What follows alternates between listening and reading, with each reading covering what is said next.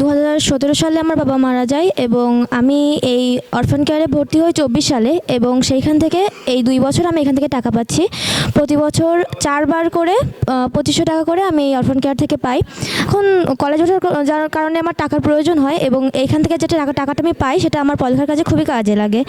আর তাছাড়া প্রতি বছর এখান থেকে টাকা নেওয়া, প্রতি মাস 3 মাস অন্তর টাকা নেওয়ার সময় এখানকার টিচাররা আমাদের অনেক ইন্সপায়ার্ড করে, যেটা আমার পড়ালেখার কাজে খুবই সাহায্য করে। আমার পিতা মারা গেছেন 2015 সালে।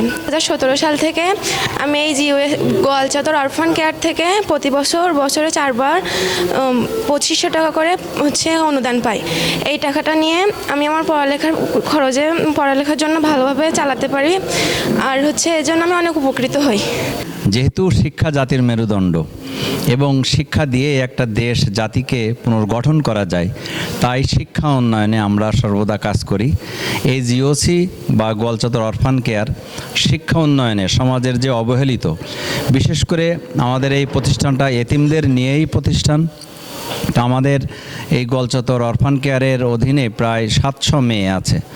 তো আমরা এখানে তাদের আবাসিক রাখতে পারি না বলেই অনাবাসিকভাবে তাদের লেখাপড়ার খরচ হিসাবে প্রতি বছর আমরা 4 বার তাদের এই শিক্ষাবৃত্তিটা দেই।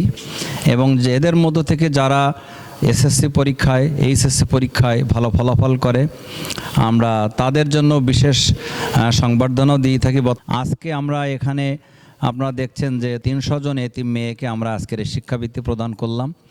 আমাদের গোয়ালচাদর অরফান কেয়ার যদিও 2010 সালে প্রতিষ্ঠিত এবং 2015 সালের 2 জানুয়ারি থেকে আমরা এখানে আবাসিক প্রকল্প আমাদের চালু আছে। প্রায় 100-র মতো এতিম ছাত্র এখানে থাকে। তবে শিক্ষাবৃত্তিটা আমরা চালু করেছিলাম 16 সাল থেকে।